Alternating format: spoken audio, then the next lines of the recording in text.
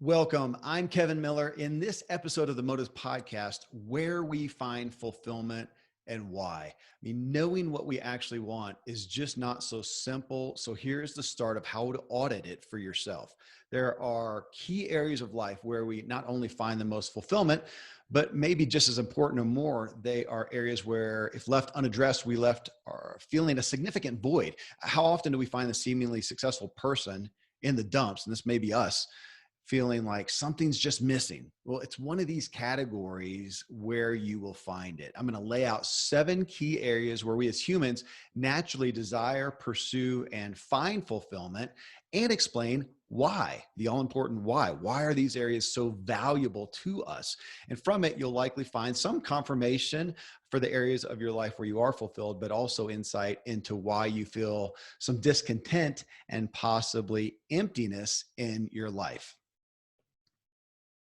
Well, friends, so here we go with a walkthrough in the primary areas of life. Again, we as humans historically pursue for fulfillment. I have them in 7 segments. I'm following the Zig Ziglar wheel of life, but I've seen these similar concepts, topics in numbers from 5 to 10 from so many, many world leaders, and ultimately they encompass the same aspects.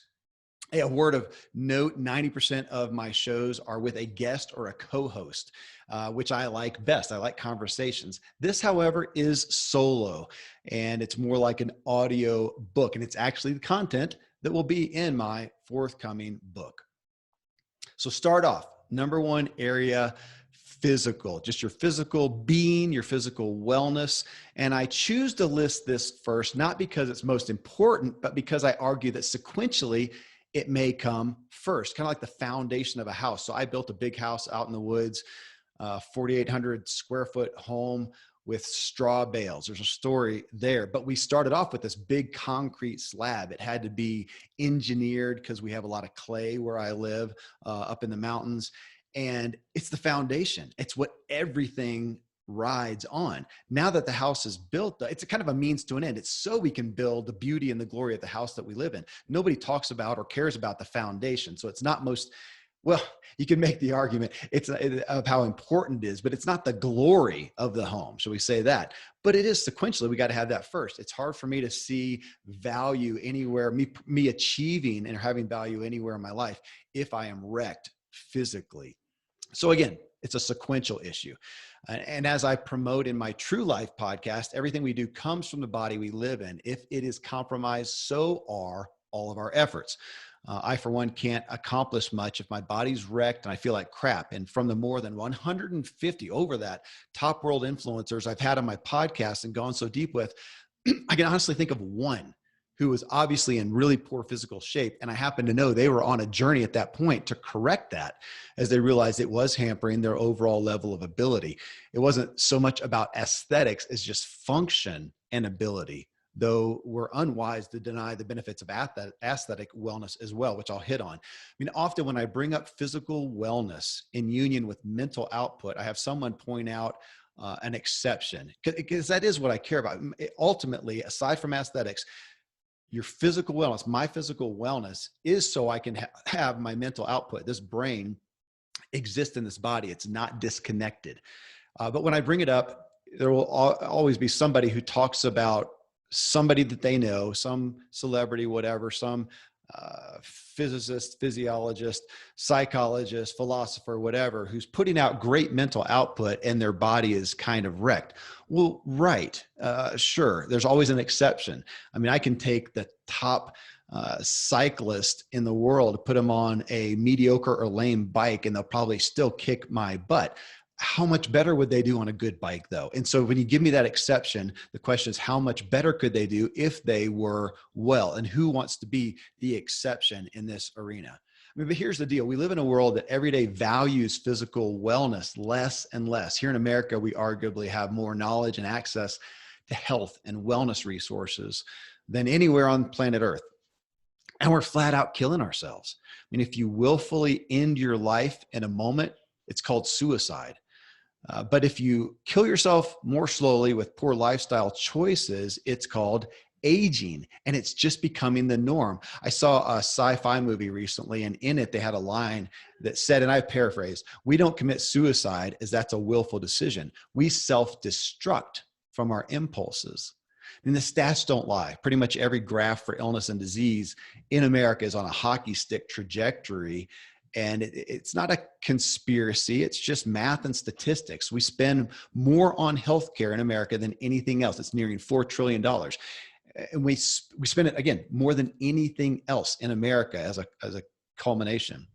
And friends, a big point here is that the money's not being spent to help us get better, to be weller. It's almost all just going to try and keep us alive as we voluntarily make ourselves sicker and less able and self-destruct. I mean, ask anyone what their health goals are, and you'll often get a blank stare or simply a response of, to feel good. A lot of people say lose weight, which that doesn't have to do with being well necessarily by proxy.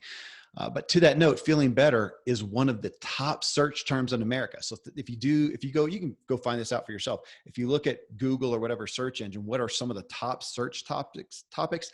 That's it.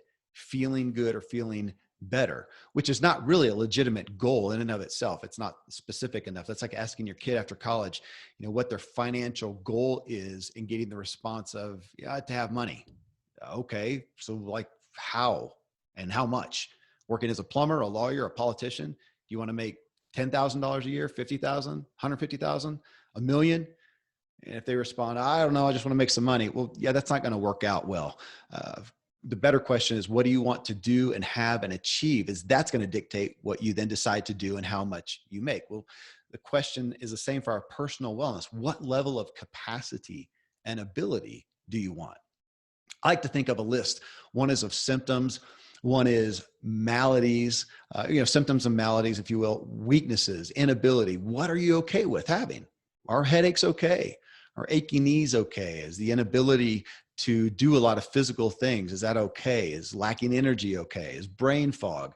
Is, grunting to get out of your bed or your chair, is that okay with you? Struggling to tie your shoes, poor sleep. Again, what are you okay with? Because in truth, today, right now, we're all accepting a level of less capacity on some level, even myself. So again, to think about, what am I okay with on the list of not so good maladies, pathologies, sickness, illness, disease, whatever. And on the other side, what level of performance do we want? Again, that's an even less question.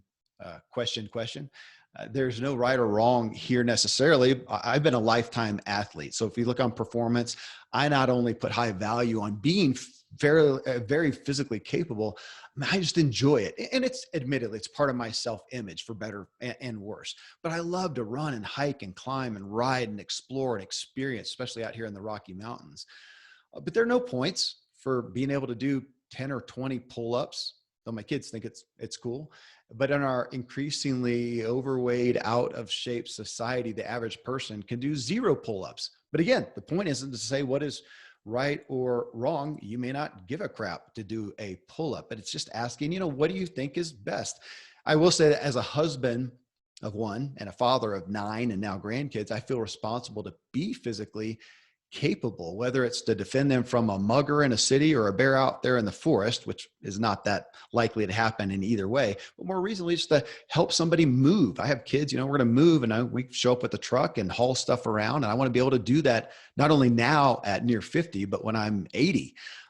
So to help them build a home, to go on a family hike together, which we'll do on Thanksgiving morning. We'll all go on a long, well, some of us a long run, some a shorter run. I want to be able to do that. And I feel responsible. I should be able to do that. I want to go skiing with them. At what point do I want to check out and say, hey guys, sorry, I've now gotten old and I can no longer participate in much of anything physical. So we're going to have to knock that one out. Again, it's the norm now, but it's not been the norm for humanity till fairly recently in time. Well, mental capability, though, is where I feel even more responsibility to keep my senses and be cognizant and able. But again, I can't expect to be mentally well if I ignore the overall physical wellness. That's like driving your car into a lake and expecting the engine or the onboard computer to remain functioning while the rest of the car drowns and dies.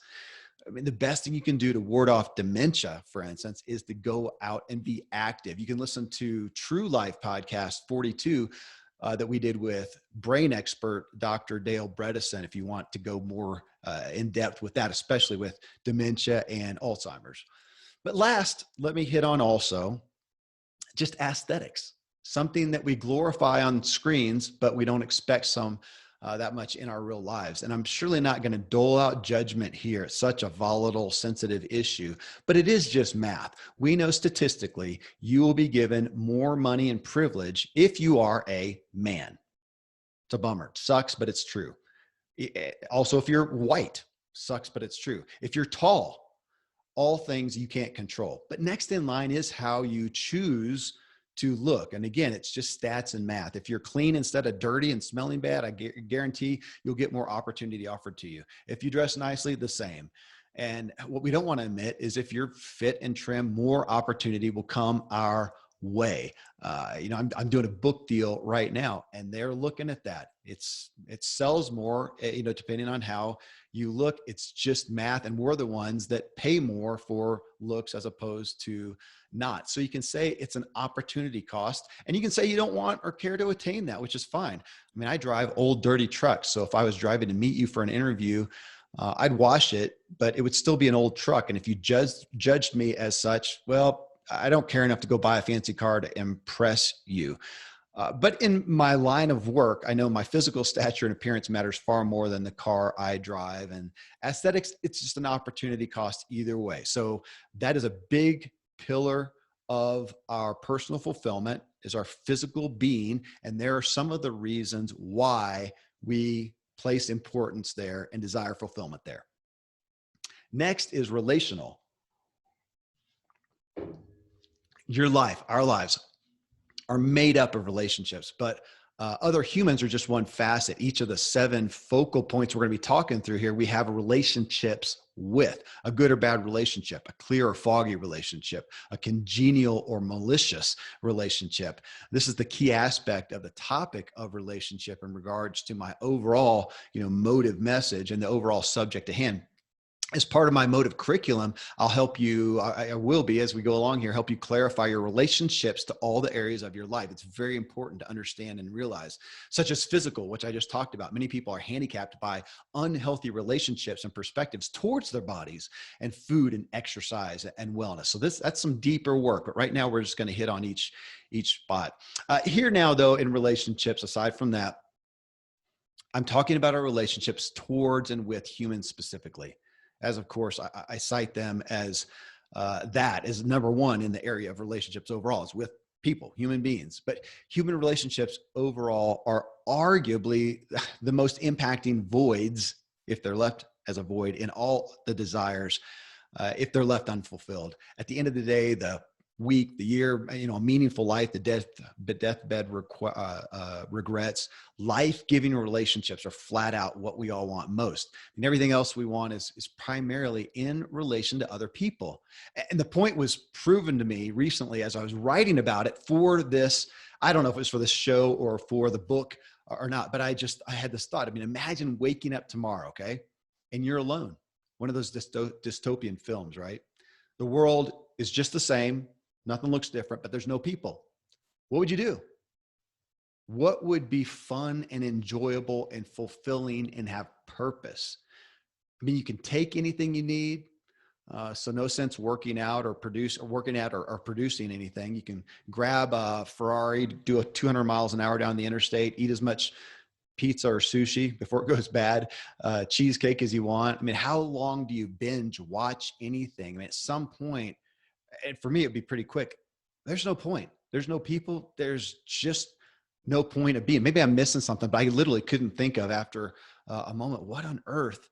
Everything I do is in relation to other people. And I think that's how we were created. That's where we find purpose. And it was contemplating this that it really smacked me in the face with how relationships to others is absolutely the end all of personal fulfillment. It's where we historically as humans find the most purpose in being meaningful and worthy and valuable to other people. And I don't mean that in a codependent sense. I mean, in our greatest health, we want to matter to other people. What else is there? And where we historically as humans find, again, listen to it again, purpose is being meaningful and valuable to other people. And I once considered the famous monk, Thomas Merton. He spent so much of his life in solitude, just him and God. And I really questioned the value of his existence and the value of what he did. Really? I thought, is that it? Even from a spiritual standpoint, is that enough? Is that what God wants? And no relation to other people? Of course, then I realized that he spent most of that time in solitude writing books. It was something like 54 books because he wanted to, and he did matter to other people. So even though it was a remote relationship, it was a relationship with a human nonetheless. So with all that said, though, we habitually neglect the pursuit of meaningful, healthy relationships. It's always far less urgent than work and money and health and the next thing on our to-do list and just the day-to-day. And it's scary. I mean, let's face it. I, for one, am like many men who would gloriously, crest the ridge, sword in hand, adrenaline filled to protect and die for his wife and family, yet scared to death to have an intimate chat about feelings and frustrations in a relationship and really get to more intimacy and vulnerability. Yet there's nothing more I want than a vibrant, solid, and fulfilling relationship to come home to every night, and not as opposed to the opposite. There's a disconnect there. I don't think anyone will refute my perspective here on the value and desire of relationships, but the crux is asking ourselves, how much actual effort do we put into relationships, investments? If I ask you what your plan was for diet or exercise or money or work, chances are you'd have some plans for how you invest and grow. Definitely towards your work. That's probably the paramount one. But here in this most important area, really, of our life fulfillment, relationships, what's your plan? What do you want? What are you investing? How are you investing to get what you want? I mean, do you have a scheduled time with your eye on growth with your spouse? What's your plan? What kind of marriage do you want? With your children, what kind of parenting do you want to do? What do you want from your what do you hope for your children? A lot of people, I cited this from Andy Andrews recently in another show that he said, it was during a show I had him with. He said, man, a lot of people talk about having or wanting to raise great kids. He says, I want to raise great adults. And you could say that the same thing. It's not. It's not. It's a future look, and it really dictates how we raise our kids. What's our plan for kids? Why did we have kids? What do we want for them? What do we want as a parent? How about friends, a friend group, or a social group, or even one friend? What do we want? Do we have a plan for that? How are we investing for that? How about a mentor, a coach, or consultant, or a counselor? What are the relationships we want? What do we want out of them? What's our goal? Last, and honestly, I could have made this first, and I'm going to credit Robin Sharma, S-H-A-R-M-A, Robin Sharma. I had him on Ziglar Show, episode 781, and he stated, when I asked him about relationships and the importance and the investments that he made, he stated the first and foremost human relationship is with himself. We will not have richer relationships with others than we have with ourselves. Folks, I've lived most of my life with very little focus on that, especially in the areas of grace and compassion. Tom Ziglar, my co-host on a lot of the Ziglar shows, has been talking so much lately about having the highest standards and the deepest grace. Man, I got the highest standard deal. I got that one nailed, not the deepest grace. And so here I am living my life with little grace or compassion for myself. I often view and treat myself honestly like a despised, indentured servant who never does enough, always looking at the deficits, never measures up. And I've long been aware of and frustrated with my inability to have grace and compassion for other people. Well, there's a correlation there. I can't pour out what I don't have within me. If I am loathing, frustrated, I wouldn't say I loathe myself, but I'm frustrated with my own performance and, I'm a hard driver, type A, all that stuff you're supposed to be proud of. But man, I'm never happy with myself because I can't measure up. And Tom's saying, man, have your high expectations, Kevin. Have grace for yourself. If I can do that, or I should say, when I can do that, I can then have it for other people. So we're back to, if I want rich relationships, we're talking about that's important. Relationships are important. I hope you got that. We're talking about why. And now some of the how, though. If I want rich relationships, best thing I can do, look in the mirror. I don't want to do that, but that's it. Look in the mirror, deal with me and Kevin. That relationship is what dictates the rest. That should blow a lot of minds there. It sounds pithy, but man, that one, if you can actually embrace it, it's gigantic, and you're not going to be able to in one fell swoop. I've known of this awareness for a while, and it is a day by day by day process. All right. Third one, mental. I mean, in the scope of goals and achievements and desires, we seldom would think of, okay, a primary focus of my life is mental fulfillment. It's all, again, you can get caught up in words, but as a pursuit, mental fulfillment. And yet this entire focus on fulfillment is nothing but mental. I mean, where you find peace and fulfillment is in truth all in your head. I mean, without a big theological debate on faith and doctrine, well, there are things like gravity, which to me, it's kind of hard to deny across the board that it exists. And this is how it works out. Much of what we claim, though, and accept to be reality is what we make of it. I mean, if my family home, it's about a mile, as I point that direction up on the ridge, if it burnt down, it could forever tragically devastate one of my kids. I got 6 kids living there right now. Tragically devastate one of them. While I'd have another one possibly say, well, not that they wouldn't be bummed or sad to some degree, but say, cool, man, we get insurance money. We're going to find a new place to stay. How interesting, how cool is that? No wrong there. No concrete reality, total perception that you get to choose. And you may say, no, I don't get to choose that. Granted, we have feelings that are innate in us, but ultimately we get to decide what perception we are going to place as our truth, as our reality. And I absolutely don't say this to minimize anyone's perceived reality.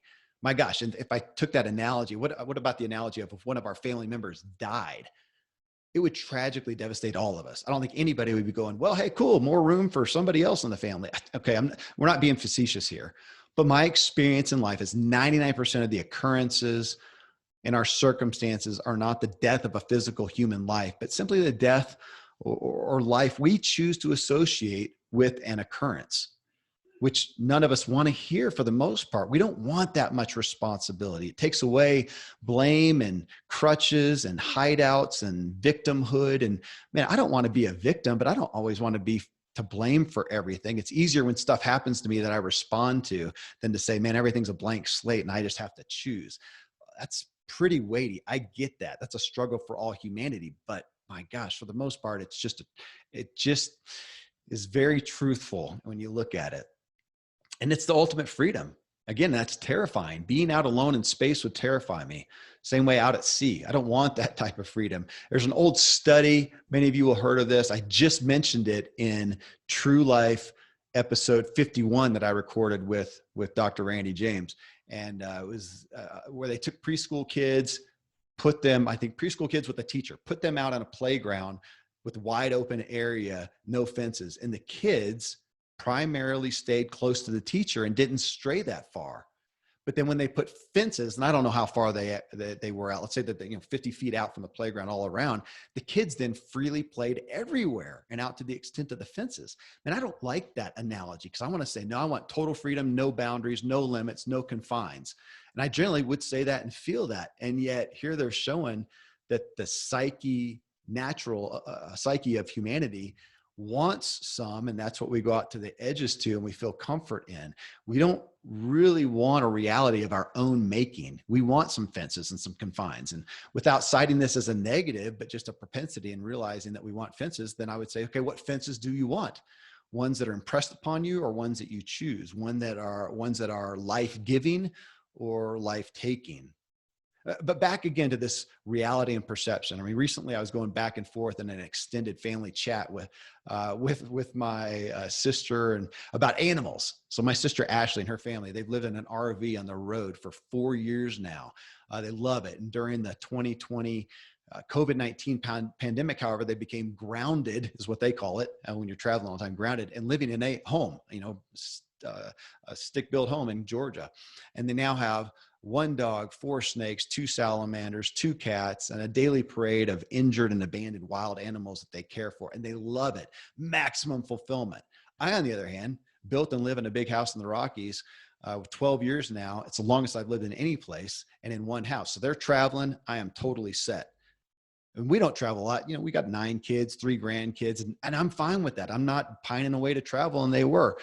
And, you know, partly though, so on the animal thing, partly due to having so many humans around to care for, and one kid that's really allergic to animals, and my wife and I not being super animal oriented, we have 0 domestic pets, none. Now the kids feed wildlife by hand from our porch, and we seldom don't have mule deer in the yard right up to the house, or elk out in the field. I took videos. I just posted those on Facebook recently of the elk on our land. The occasional bear traipsing through. I like those animals, you know, wild, glorious, and not in my home or in my care. And my sister and I grew up in the same home, have very different likes and dislikes and mental perspectives, yet we are both fulfilled. So travel or no travel, pets or no pets, it's a mental desire that we are fulfilling, no right or wrong. So the first part of mental is realizing it is fluid. Our life and our reality is primarily a function of what we make it, which shines a spotlight on the necessity and weight of clarifying and deciding what we want to make our lives. Well, so another piece then of the mental reality is the fact that our brain is a muscle. It's not concrete.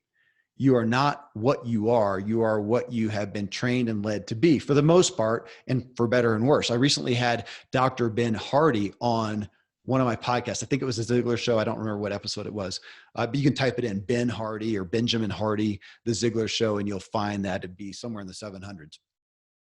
He has a new book called Personality Isn't Permanent. Personality is not permanent. He makes a case that our personality is not just implanted and hardwired, and we are what we are inherently and concrete. He says it's primarily learned. That's his argument, okay? Which I align with. And we may have some inherent genetics and even God-designed propensities. Man, I've had 7 biological kids, and to see them come out, 4 boys and 3 girls, and to see them be so different has been amazing. And it kind of bucked against my perspective on us being, you know, products of our environment so much. But so we have some inherent things, but again, Ben is saying that, and many others, and admittedly myself, feeling strongly that regardless of genetics or propensities or predispositions, what is most influencing to who and how we are is our exposure and experience, and therefore programming and perspective. And we could debate, you know, what level is it? How much is hardwired? How much is programmed from outside sources? But it still belies the point that our mental realities are not very much fact, concrete, but significantly programming. And that programming is, again, what one person is exposed to as opposed to another, and how that person, because of so many infinite variables, perceives. And I would say choose to perceive, but a lot of times you're gonna say, well, I didn't choose to perceive it that way. Okay, let's say you don't, but you get to choose how you respond. Zig Ziglar is famous for talking about the difference in a reaction. You know, this happened, boom, it's a reaction. That's feelings, emotions, okay? And then how we take a deep breath and decide to respond. We do get a choice over that. Even with our past, this has been interesting to me lately, talking about it with Randy, Dr. James. Even our past is not fact so much, but instead is made up so much of the meaning we associate with what we experienced. And your perception of something that happened to you at age 10 is different at age 40 than it was at age 15. An incident happened and you saw and perceived it one way. Now you see and perceive it differently due to how you grow and evolve. Most people do. Now, you may not have changed at all, which seems impossible, but if you did, especially if you had positive growth, your perceptions will change, which begs the question of what is fact? What is truth? What are you agreeing to believe as the reality? One of the most simple, pithy, and profound statements was made by Zig Ziglar when he said, "You are what you are and where you are because of what has gone into your mind. You can change what you are and where you are by changing what goes into your mind." So again, how much is that programming? Mental fulfillment, however, is simply not one-sided. It's incredibly multifaceted. I can't do it perfect justice right here, right now, and ever. It's so complex. But to point this out, we can take any area of our lives that we're not fulfilled in and ask, should you change the circumstances or just change your attitude and therefore your perspective, your perception of the circumstances? And the answer, I mean, I can unequivocally state with absolute assurance, it depends. And only you can say. I mean, take a job, for instance. All right. I've known many people dissatisfied with their work who in truth had every right and opportunity to be very grateful for the work they had. We can say this in any circumstance. Somebody has a bad attitude. You just need to change your attitude, right? And when you really dig in with them, you mainly find a selfish perspective, a lack of gratitude, and a poor attitude about it. And once they get some healthy thinking and perspective and focus on gratitude, they can see that they really have it good, right? All right. I've also known people valiantly pushing with a job and work environment to see the positive side. And the truth is, it's absolute crap, heaping, steaming, viscous crap with nary a redeeming value to be found. And try as you might with that, harnessing the greatest powers of gratitude and positivity, there's just not any way to get around the truth of this. This is pretty bad. You're standing in steaming crap. The pay stinks, the environment stinks, the people stink. It's ludicrous to paint it pretty. It's just a bad situation, and people with ill will, I mean, that happens. And there's nothing for it but to get out of it and get out of it fast. And, yet I've yet to find someone who tried to paint if we take this to paint the reality of, the psychotic serial killer, Jeffrey Dahmer, who killed and ate people. We don't want to take that and try to paint it pretty. That's just bad. But that's an exception, thank goodness. So where are you on the spectrum, though, of circumstances and perspective and attitude? That's on you, but it helps to discern how just to be aware of the environment, to take it captive, to audit it, and to say, where are we? Do we need to change our mental realities here, or do we need to change the circumstances? And I think it's always a balance of all of them, or both of those. Another bit of wisdom for you on this topic. I don't know if he coined it, but I attribute it to Tony Robbins for stating that the happiest people are those making positive progress in their lives. Okay, so Zig's saying, man, you are where you are mentally because of what you put into your mind. You can change it by what you put into your mind. Another is the reality that you live in, and the reality of happy people are generally those, again, making positive progress in their lives. And let me give you the most important reality of this statement. Positive progress towards anything. I've missed this out before. I've always felt like, positive, you got to be doing something that's going to change the world, right? But really, anything you care about or enjoy, if you're making positive progress, it makes you happy. That makes you a better person, more fulfilled, more giving, caring, hopeful, inspiring person. I mean, sometimes I'm happiest building something at my home. I love doing woodwork stuff. Build a wall, a bed, a treehouse, a barn, a deck, a lamp, whatever. And there's no altruism in it. I'm really not doing it for anybody else. I'm not saving the world. I'm not really serving anyone. I mean, my kids and family dig it, at the home. But in truth, I'm doing it totally for me. It's literal fun. It's play. And that makes me a better, happier daddy. So they love it. They love it when my family loves it when I'm doing that just for my own self. So if you're questioning the value of something that makes you happy, and don't. If it makes you happy, now this isn't the song. Who was it? Sheryl Crow. If it makes you happy, it can't be that bad. I don't know. We could argue that one. But if it makes you truly happy as a person desiring to do good, it probably is okay. And if it makes you happy, it makes you a better person. So dance, run, paint, travel, sing, build, do whatever as a part of your life. And we're actually going to get to that in the last piece of today's talk. That has value. And last, to impress the point again, you have control of your mental state and ability. You can take control or not. I mean, again, we're back to what do you want for your mental well-being? And you have control over that to the greatest degree. But most just don't and can't conceive that that's possible. They treat it like the lottery. Hey, today I feel pretty good, but tomorrow, crap, I woke up on the wrong side of the bed. Roll the dice, right?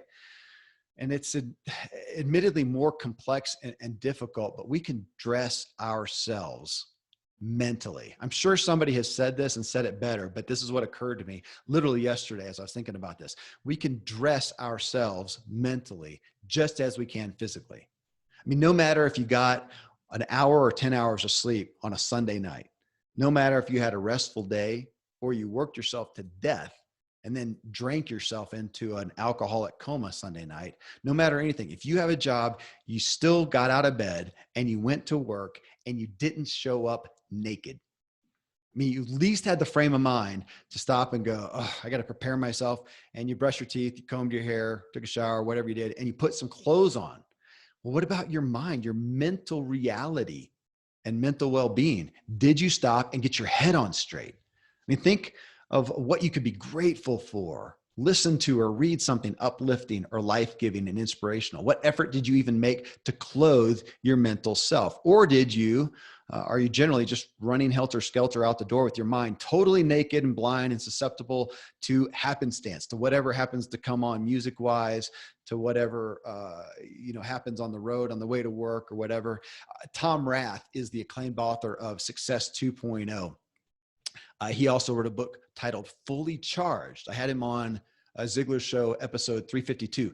And the premise of the book is he saw how people felt about good days and bad days and realized what made a seemingly happenstance good day were statistically things that we can control.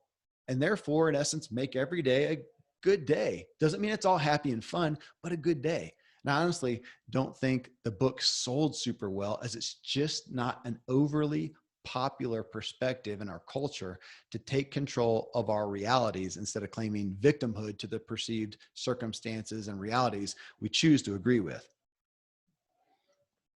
Financial, another big segment. I think that's number 4. Financial. I mean, speaking of our mental fulfillment, the top of the list for wrecking our mental fulfillment sometimes is very often related to financial stress. And my experience is, again, finances is such a trump card in how we feel about ourselves and our livelihood. I mean, to this aspect regarding finances, I'll profoundly say that financial fulfillment comes from whatever gives you financial fulfillment. Whatever it is, do that. I mean, I know people with millions of dollars who are stressed out and people with nothing relatively who are at peace. I also know lots of people who with money who are fulfilled. I would say I know more people with money who are fulfilled than I know people who are worried about their next paycheck who are. Not putting one above the other, but again, it's our perception. We're back to the mental aspect of perception. I mean, it's a lifelong debate, as money is an incredibly volatile issue. I've been in men's groups where guys will readily discuss their sexual temptations and struggles and failings, but nobody talks about exactly how much money they have in the bank, how much they make, how much they think they should have, how much debt that they are in. I mean, I know a guy the internet says is worth $500 million. And while everyone knows he's more than well off, you just don't ask about the details of money. I mean, further, we talk about accountability. I mean, possibly the area we accept it the least is in how we spend and make our money and view our money. It's like the greatest fig leaf of our society. And in the former subject, again, of mental health or mental fulfillment, I see financial stress as paramount to so many people's peace of mind as it runs to just the core of our personal security. I mean, lack and failure with finances has crumbled the very being of many truly great people. I mean, candidly, this area has been the bane of my own existence. It's historically the most unhealthy area of the 7 here that we're walking through. In my ups and downs of business success, the low points came with money scarcity. Even in banner revenue years, it seemed it always coincided with banner years of expenditure as well. And I think it was my own dysfunction that kept me from ever accumulating money, because I had a problem with that I didn't perceive. I well remember thinking if I could just make solid 6 figures, it would change my life and be peace producing. And then I did that and it wasn't. Again, the problem wasn't the number. It was me, my perception, I would say agreed with reality. I didn't know I was agreeing with it, but I was. And I realized I still had the same worries, admittedly on a different level. You know, I wasn't worrying about paying the groceries or the mortgage necessarily, but still this daily worry that I couldn't shake no matter how much money I made or had. I mean, like physical health and wellness, financial goals are rife with shoulds and vastly lacking in clear, tangible objectives. More is not always better, but it can often be a help. I mean, less is not always bad. but many would be better off with such. I mean, so what do you believe about money? What is your relationship with it? How much is enough? How much is too little? You making more and spending less, or saving a certain amount, are very real and present concepts we must address, but they can be successfully dealt with amidst a complete lack of financial fulfillment. Again, I knew the mechanics of it, but over here, my problems with finances was a deep-rooted, hidden motive, which we'll be getting into in further episodes. Financial peace, as Dave Ramsey titled his first book, may be more easily realized with more money and less debt, but we have a sordid history of humanity that proves it's not guaranteed. I had unhealthy views about money and kept myself with money scarcity I did not want. And this equals no peace, no fulfillment in the area of finances. But I know, again, people with very, very little who have very little for healthy reasons, and they're fulfilled. And we all know people of great wealth and it owns them, no peace or fulfillment. And I know others, again, with great wealth who have great peace and fulfillment. The point, the only way to find your own peace and fulfillment is to first decide what you believe with yourself, for yourself about money, and filter it with your motive, your why. You want more money? Why? You want little money? Why? Is it healthy? Does it give you peace? And then address it accordingly. And, if you're married, are you in agreement with your spouse? Obviously, it's got to be some unity there. Even in better clarity and health, I still don't put a huge value on having lots of money in the bank, but my wife, she might like it. So I got to take that into account, as I am not a single person. What's your perspective on money? Next spoke here, spiritual. I mean, welcome to the most neglected area of fulfillment in humanity. Arguably the most important to many, maybe to me, but tangibly the absolute least urgent. Spiritual, this is even, far below, I think, relationships, even as far as being urgent in our lives. Spiritual fulfillment is also admittedly the most challenging area to address. I mean, today, as I write, and most assuredly today, wherever you may be hearing this, as you hear or read or whatever, we as a culture are further and further removed from a valid and viable spiritual component to and pursuit in our lives. I mean, the fastest growing spiritual and religious claim right now in America, at least, is the nuns. We have Catholics, Baptists, Presbyterians, agnostics, atheists, and now possibly more than all of them we have, or at least growing faster, nuns. And, as we look at the highest percentage of depression and apathy our country's ever seen, I feel like I'd be negligent if I didn't consider what role does a lack of spiritual belief play in this. A bigger picture than just our little selves. I mean, don't think of religion, but just the spiritual aspect of there's a bigger picture than just my little self and my little life.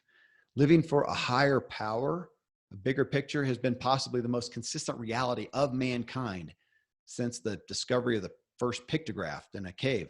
I mean, in a similar reality to the type of positive progress that provides us with happiness, it's, having it's not the type of higher power that provides fulfillment as much as the belief in any higher power beyond ourselves. If it's just us, it's a pretty depressing thing to most people. I, for one, think it's because it's hardwired into us, but that can be debated or not. Either way, the stats are the stats. I mean, I deduct this, that this is why it is very difficult to find a true atheist among the world's elite of leaders, influencers, and people we follow and respect.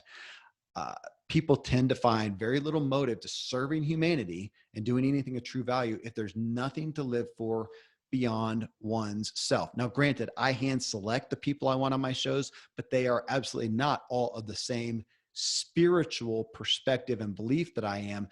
But it's interesting that I've never gone after somebody who's done something great out in the world for people, personal development, self-help, whatever, who just doesn't believe in anything else beyond themselves. It just hasn't happened. Maybe it will. I haven't found that person. I think there's a correlation. I mean, love, on the aspect of religion, love has become a very popular response to the question of what is one's spiritual belief or perspective. And I must admit, I'm a fan of the spirit of love, even as I'm confused a little bit to the claim of, love is the key thing, the culmination, the Holy Grail, without the acknowledgement of where does that love come from. But that's a personal perspective. Be that as it may, when humanity's deepest desires to understand themselves and what they're about and what is the purpose of life, the quest often runs aground when there's no acknowledgement, pursuit, and belief in a spiritual foundation and reality of some type. So spirituality, by definition, is placing faith in something. As such, I think there are many more actual atheists than is commonly attested to, as claiming no faith by proxy puts all the faith in oneself, which is a depressing perspective for most people. Some may claim science, which can't prove anything any better than any religion, and to me then qualifies again to just as a bona fide faith and religion of its own type. But I fully ascribe to a religion. I frequently share, and I'm happy to, but for the point of this exercise here, I deem it would subtract from the point at hand. The first and foremost objective is just to understand the significant role spiritual fulfillment plays in our lives and our world, and the void that's left if it's unattended to. I'd much rather be with people of devout faith, regardless of what it is. Science, Catholic, Hindu, love, whatever. Again, I believe you'll find the grand majority of anyone you listen to, read from, or follow in any way, respect and love, the people that you respect and love will have a fairly clear spiritual faith of some kind. And it's a primary guide for all that they do. I'm sure, again, you can find some exception. I really haven't. Just as you can find someone in very poor physical health who's still producing great things mentally, right? We talked about that. And again, I just say, how much more could they be capable of if they had this, a spiritual component? Vocational is the next area. Our work, possibly the greatest focus of our culture, is given to vocational fulfillment. Our job, our work, our business, it becomes our self-image, who we are. When asked what we do, what do you do? The answer that we give is the role that we fulfill in our daily life. Like somebody asked me, so what do you do? I'm a podcaster. Well, that's one thing that I do. That's podcast. And really, amongst the entirety of my life, vocation and work, how much time do I actually spend writing, producing, or like this, doing a podcast? I honestly don't know. A 20th of my time, a 15th of my, I don't know. I mean, there's so many other things that I do. And so to respond and say, so what do you do? I'm a podcaster. It's really goofy, but culturally it's relevant. It's the thing that we do in our primary role in our daily work. I actually strive not to ask this question, but invariably it's almost impossible to in social gatherings. You realize it's just expected. And even if I avoid asking or answering it, someone will ask me and I'll dutifully, with reciprocity respond and return the inquiry. What do you do? And I try to at least phrase it as, so what do you do for work? What type of work do you do? I've had Donald Miller on my podcast twice, the author, but not for the focus of his book. I haven't had him on the show for the focus of his book called Scary Close, which is a family favorite of mine, of my family, I think because they realize I'm so similar to how he depicts himself with relational dysfunction. I mean, in the book, Donald, he attends this counseling center in Nashville. It's called On Site. It's led by another guest I've had on one of my shows, Miles Adcox. And Donald cites that during the first few days of this event that he went to, the event attendees were not allowed to share what they did for work. And for Donald, as an acclaimed author whose work is, or at least, was a predominant pillar, his admission of his self-image, it was excruciating. I mean, imagine, if you would, going to dinner at a friend's house with 15 or 20 people, all whom did not know each other, and you're under that same restriction as Donald experienced. You can't tell what you do. I mean, we don't know how to gauge a person without knowing what they do. It's how we attribute status and credibility and how society deems value from someone. And there's surely unfairness to this reality, but it's also just an ample amount of our personal, how we justify things. I mean, while a job title or business ownership does not always belie a person's character and value to humanity, it often attests to a person's investment or achievement and acumen. And we don't know how to understand it otherwise. We can't, how do we get together and cite what kind of a father or parent or spouse you are, or person out there in the culture?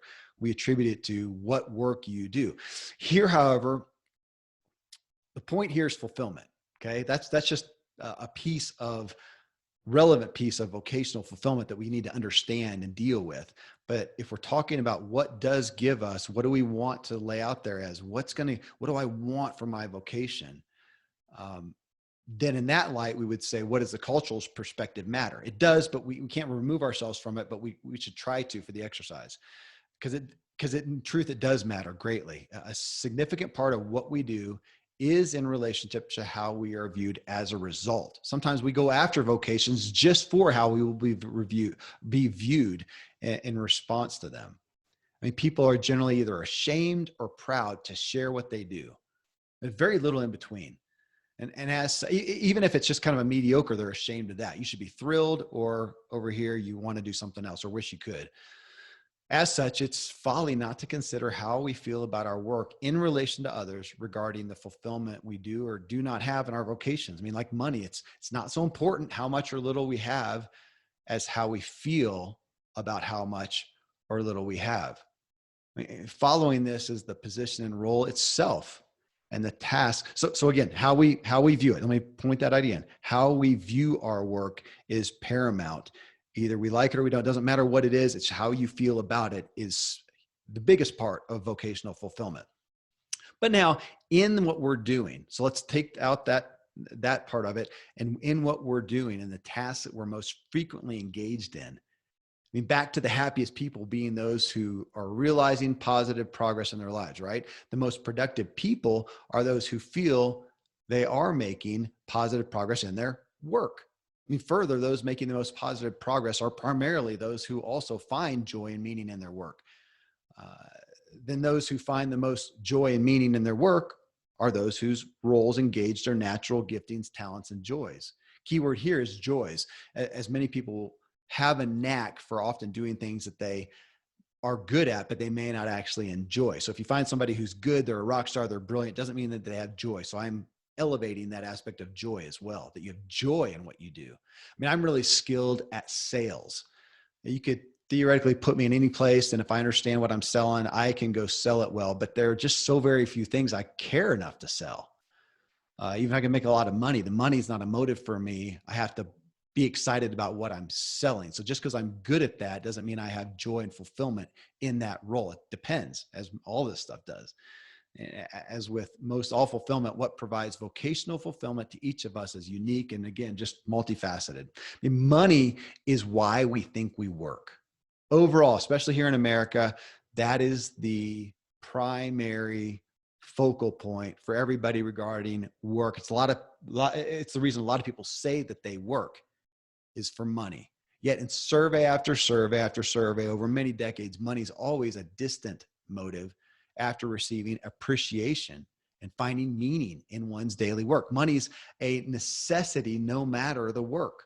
Fulfillment comes from elsewhere, however. Even getting a raise or a promotion or making a windfall of money in your business has much more fulfillment from that has more from the truth that the money is a result of appreciation.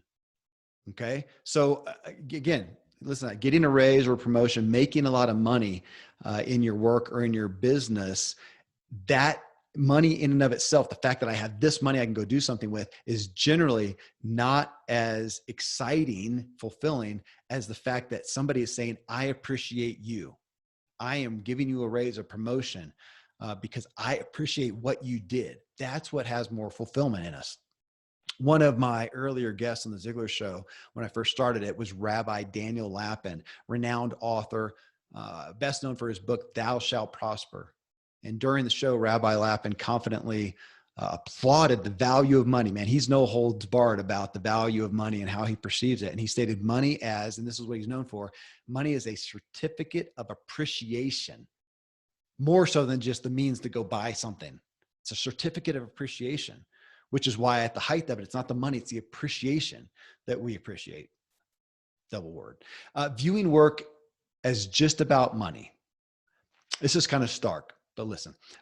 Viewing work as just about money is like a guy viewing marriage is just about finding a girl with good looks, pretty girl, right? If this were the case, nobody would ever marry and then subsequently divorce a runway model or a Playboy centerfold. Sorry for the analogy. I mean, in reality though, those people probably rank higher, much higher than the norm in divorce. You could almost surmise from that for a happy marriage, you should absolutely not marry someone pretty, as the divorce rates are so much higher. which made me laugh thinking about it, because in 1963, Jimmy Soul wrote the song, "If You Want to Be Happy for the Rest of Your Life." And it goes along, it says, if you want to be happy for the rest of your life, never make a pretty woman your wife. Go, from my personal point of view, get an ugly girl to marry you. Odd, a little funny, but it belies the errancy of marrying for looks alone. It may give you more problems. And likewise, working for money alone does not result in fulfillment. Most of us spend more time working at whatever we do than doing anything else. To this extent, what justification is there in choosing to do something unfulfilling, where we will be happy and, unhappy and make less money? Ellen Norman famously said, normal is getting dressed in clothes that you buy for work, driving through traffic in a car you're still paying for in order to get a job that you need so you can pay for the clothes, car, and a house that you leave empty all day in order to afford to live in it. Now, before you start feeling guilty for questioning the fact that you leave your home all day, that's not totally fair. I mean, few people can earn a living just inside their home, or even want to. You want to get out and experience things. Okay. Go with the point of it though. I mean, I actually could work just from home. I choose an office, and I'm standing in it right now, about a mile away from my house, because there's so much fun often happening at home that I struggle to concentrate. But I also get to work with other people like Dr. Randy James, one of my dearest friends. And we're going to have lunch here in an hour or so. And I appreciate that. And other people here in the office that we get to talk with and commune with. So I like that. Again, the point is not being out of your home, but it's the perspective and the reality of how we live. I mean, my grandpa was a farmer. He spent most of his day out in the field. He wasn't at home. He might have come back for lunch, but my interest is more in how much effort we put into our homes. Think about this: the location, the style, architecture and appearance, the yard space, the inside space, the arrangement, the amenities. Then how we adorn it with furniture. Where's the TV and couch go? Where are we going to be together at the dinner table and in the living room? Where do the beds and dressers go? In our home, we have a study and a schoolroom and a rec room that are really important to us. And it's the point is, there's so much effort into our home, to this place where we will generally spend actually less of our waking time than our work. So how much effort do we put into the environment we're going to live in at our work? And I realized this lately as I helped one of my adult children look at some work opportunities. For some people, they're looking to do anything that will get them as much pay as possible. I don't know if that's the majority, as I expect most are looking in an area they're actually equipped for and familiar with. But that right there, we generally talk about and pursue a position and pay and benefits. Are we hoping to tell our friends and families, I did it. I got a job as a whatever, manager, director, executive of the role, and I'm making this much money, 6 figures or whatever, yay. And I got a company car or a computer or a pen, and I got some benefits. And we seldom ask, listen to this list. So what I thought about with my kid as we were talking about it, we seldom ask or consider the questions of, okay, you got this job. How far away is it? How long is the commute? What kind of environment will you be working in? High rise, a low level, you got a window or not? How much are you going to have to work time wise? Will you be traveling a lot? Will your work utilize your skills and abilities? And are those skills and abilities ones you actually enjoy? You may be good at them, but do you actually enjoy them day in and day out? Do you believe in the end product or service of the company? Would you buy it yourself or recommend it to your family and friends otherwise? Do you think you'll feel at home and be able to be yourself all day in this place of work? Or will you be performing, which is going to wear you out emotionally, regardless of the work? Because folks, these issues that I just listed there, and I'm sure there's others, those are the issues that 6 months down the road, regardless of the position or pay, often have people regretting the decision and saying, man, the money in the role, it's not worth it. So it's just like my previous analogy with marrying a pretty girl. Sorry for the sexist aspect of that, but I just am a guy. But 6 months in, no amount of pretty overcompensates for the more important issues that make up true marital happiness in a strong relationship. No amount of money or happiness makes up for a poor or lacking work environment, an ill-fitting one. I mean, I elevated my work relationship with Randy James, Dr. Randy James, my co-host in the True Life podcast, and closest friend outside of my wife and marriage. So I elevated our work relationship when we finally stated, you know what, our relationship outside of romance is a marriage. We share everything, the building, the assets, the money, the decisions, everything. We have to just do it all together. We have to trust each other. We have to rely on each other, and we have to share everything. So it's a marriage. Elevate your work by realizing it is your other home, where you may spend a lot more time than your home, only differentiated by the reality that you probably don't sleep there, but you work there, you pursue your dreams there. You may sleep there sometimes. You work alongside others, you rely on them, you have to trust them. It's not where you go to put in your time, like prison. If you view it that way, then you have in fact voluntarily incarcerated yourself. And I'll end the vocational section with one last piece. A quick word to anyone who's toiling away at a job they absolutely do not like, but they're doing what it takes to put food on the table. You rock, and I honor you. Truly, you have my respect. Just don't submit to that for a lifetime, for a decade, even a few years. I mean, your second job while you're doing that one is to be working to find a more fitting and fulfilling job. You owe that to yourself and those you care about, because you'll flourish there better and be a better person. You owe it to the world in your life. And I'd be remiss in talking about this if I didn't mention my dad, Dan Miller. He's the author of the best-selling book, An Empire He Built From It, 48 Days to the Work You Loved. He's helped a big segment of the population find work they enjoy and care about and are flourishing in. All right, last piece here, seventh one, personal. I'm going to go back to something I said earlier. You can't pour out what you don't have within you. You can't pour out what you don't have within you. It makes absolute and irrefutable sense, yet is one of the most violated realities of modern day humanity. We all drive cars, for analogy, with gas tanks, right? Or electric batteries now. We all know our automobiles, they're going to drive exactly equal to the amount of gas in the tank or electricity stored in the cell, and no further. We don't drive until the tank is empty, and then expect with enough hard twisting of the ignition switch and slamming of the gas pedal and pounding the steering wheel that it's going to move any inch further. We know better. Our body, mind, and soul is our personal vehicle, and it's just no different. Do you want to produce great works? In this sense, drive fast and far. Do you want to love and serve people well? Do you want to accomplish anything great in your life? Well, just like driving, you will be able to travel and reach destinations precisely according to how much and what kind of gas you put in your tank. It's radically simple, yet wholly countercultural to our current society. And it's worse, honestly, amongst the more altruistic demographic of people who actually want to help fellow man. They get caught up in that. That's it. It's the only thing that's valid. It's helping others. And you do that in spite of yourself. I don't need anything. I'm just going to give. It just doesn't work that way. It was pastor and author of the book, The Ruthless Elimination of Hurry. His name's John Mark Comer, who I had on a show, and it brought my attention to an odd and poignant reality. 50, if not less years ago, an advertisement, okay? So an ad out here in a magazine or billboard or whatever of a wealthy, where they're trying to depict a wealthy, successful person. It would show them, let's say on a golf course with a smile on their face, or maybe they're on a yacht sipping a martini, and they had success and they could afford what? Time and enjoyment of the best life has to offer. That was credibility and status.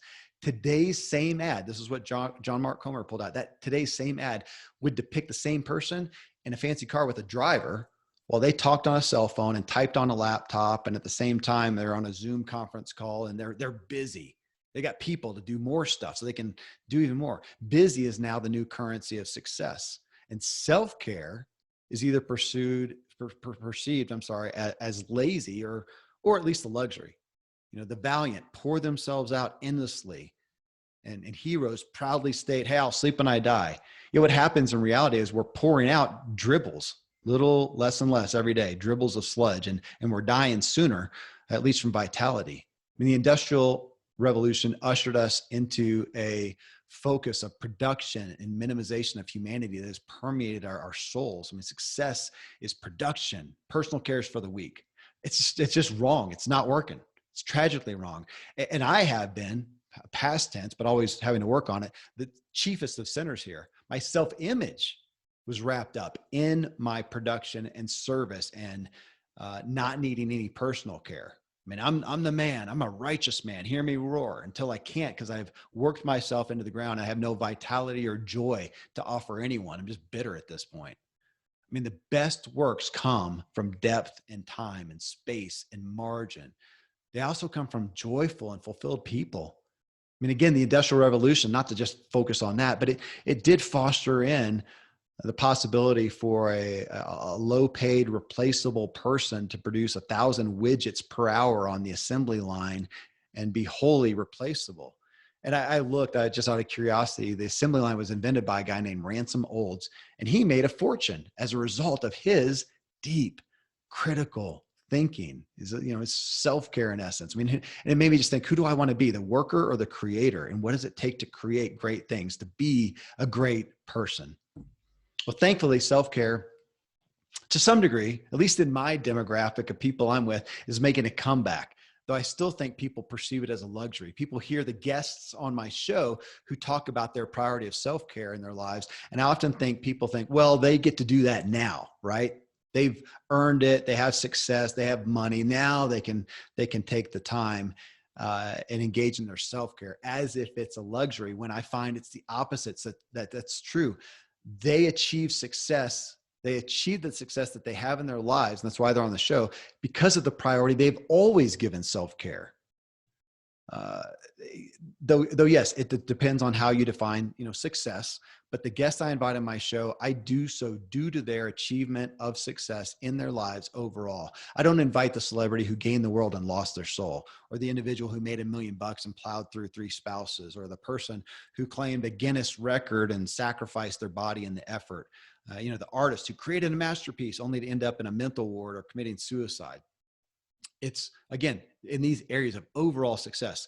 And my wife and I, we went through this personally around 2010, following the building of our big custom home and the birth of our 7th child. We were doing everything, building business, building house, building family, and became burnt out, strung out, and just worn out. Cultural heroes, man, we got applause from everywhere. And we subconsciously, though, viewed our own self-care as a bit selfish and even with some guilt. And so a friend of Terry's, Jennifer Poole is her name. She runs a single moms organization in Michigan. And her concept that she brought to Terry was of a mommy sabbatical, wherein the mom got a break from her kids. And from her, in her sense, it was just from her kids because she was a single mom. And the sabbatical was to give her a break so that she could come back filled up with more to offer, more to pour out. So the sabbatical was to renew and refresh. I mean, pampering, I would say they did talk about that, but was it really pampering? I mean, actually the word it's kind of a poor choice. If $1 million thoroughbred horse runs a race in front of thousands of cheering fans, they don't call it pampering to bring it back to a nice stall, give it quiet and a restful environment, great nourishing food, perfect sleep. They call it well-earned and necessary recovery so that it can be a top producing thoroughbred horse. That's probably a bad analogy to give, and we're talking about single moms or my wife, but you get the idea. I mean, my wife, though, she not only grasped onto this concept, she saw the need and started an initiative herself called Mommy Sabbatical, with the concept of doing just that, helping moms get away so they can love themselves, and from that come back and love those they care for better. How countercultural, but perfectly sensible is that perspective? I mean, from that experience, we elevated our self-care. My wife and I did. And now we support and encourage each other in getting that type of self-care. We help each other get quarterly getaways from the family solo getaways to renew and recharge. And we take quarterly getaways together as a couple as well, and don't apologize for that. And, even at home, not apologizing for laying out on the deck in the sun in the middle of the day, or in my case, taking off on my bike most days before lunch. Actually, as soon as I stop this here in just a moment, I'm going to take off for a run. And is it my exercise and health and wellness? It is, but man, I just love it. It's for me. But man, I got all these kids, I got family and business, and I could easily say, I don't have the luxury for that. No, man, it is what makes me able to do all that I do. Well, I need to elevate what I do to fill myself so I can be better for everyone else. Again, we don't engage in these activities of self-care because we can afford to. We engage because we can't afford not to. Not if we want to give our best and perform at a high level. I don't want to just pour out a little. I want to pour out a lot. And I don't do that by more effort. I do that by making sure I'm filled more. And have joy overall. And if you think joy is a luxury, I'll tell you, I am not looking for any mega producing near burnout to be a part of my life in any way. I'll take the person who is full, not depleted, strung out, and at the end. So what does self-care look like?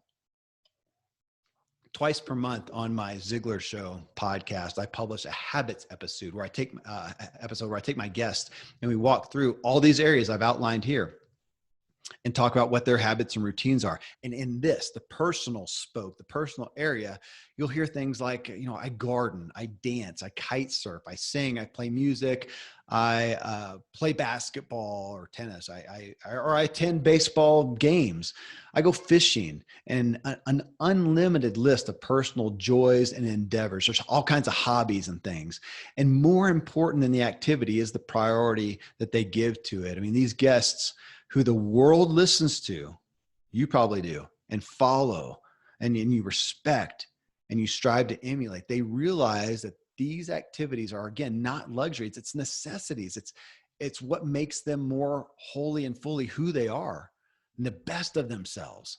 And from this, they can offer to everyone else just that, their best.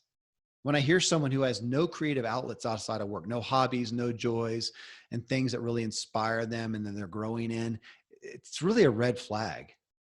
I occasionally will have a guest on. I did not long ago, I can't think of who it was, who said that they struggle with doing anything else because they just love their work. It doesn't feel like work. And if you have work that is play for you like that, then that's great. I think that's rare. I don't have that. I adore my work. It's what I would do if you put $1 billion in my bank. I'm not going to change my work, the essence of it. But writing and producing and thinking and creating are gloriously hard things to do. And sometimes I love getting a break. I only have so much that I can put into that before I'm a little worn out of that great and beautiful thing. I need to go do something else that fills me in a different way. It's interesting. About 1995, I was a pro cyclist and my wife birthed our first son.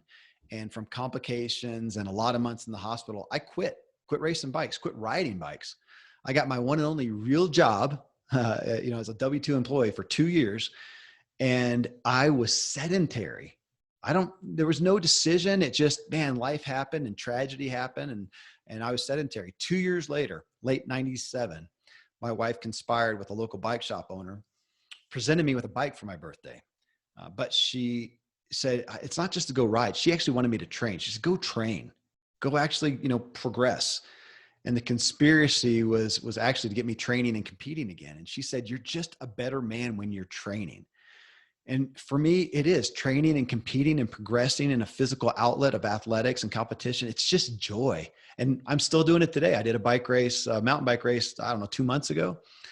I've got a wood mill, and on our wooded property in our house and property, it's adorned with countless, I've mentioned this before, countless creations of mine. I run, I ride, I kayak, I read fiction, I watch movies, I play games with the kids. I'm a voracious cook and I'm a foodie now more than ever. I do these things more now. Now, again, we can always go over here into narcissism, and here's the guy that doesn't take care of his family and doesn't earn enough income and whatever. And he's just always trying to get away and get on alone by himself and do what he wants.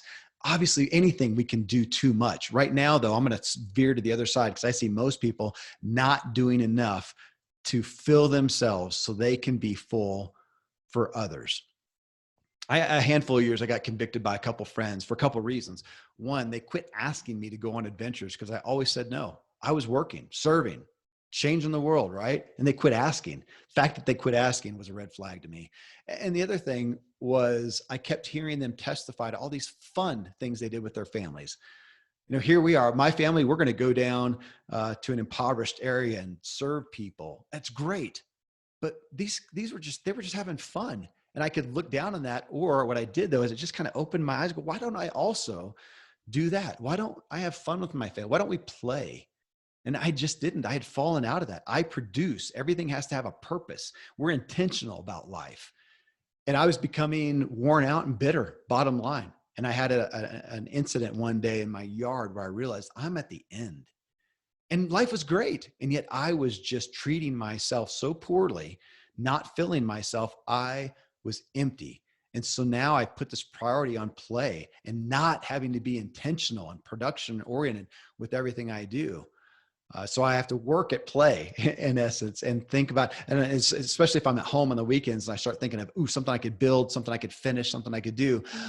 Try to take a deep breath and go, guys, anybody up for Frisbee golf? And I'll have, 4 or 5 kids or family members join me, and we head off and spend an hour on the property exploring, laughing, and just being, as my Uncle Nate would say. So what makes you a better you? What fills you so you can pour out? It's not a luxury. It is a necessity if you want to pour out in abundance. And if you hear this and you don't know what that is, you don't have anything to listen. I don't know what I would do. I don't have a hobby. I don't have an interest. That's a red flag. Don't get down on yourself, but just go, wow, I may really need to hear this message. I mean, your work then is to rediscover or discover for the first time what gives you joy for you. What do you like? What do you enjoy? What's play? What's fun? What's filling? And I challenge you to not make it altruistic.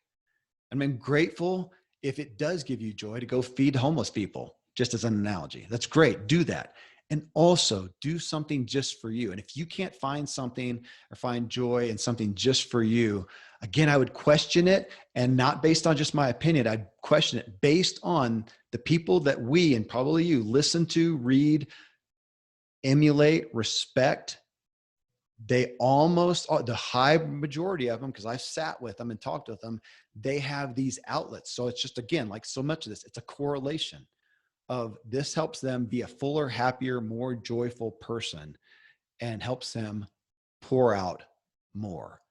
So think about that. Ask yourself that. It doesn't have to be along these lines, but it's easy to pull out the thing to paint, dance, walk, craft, tinker, experience, cheer, explore, hang glide. I don't care. It doesn't matter.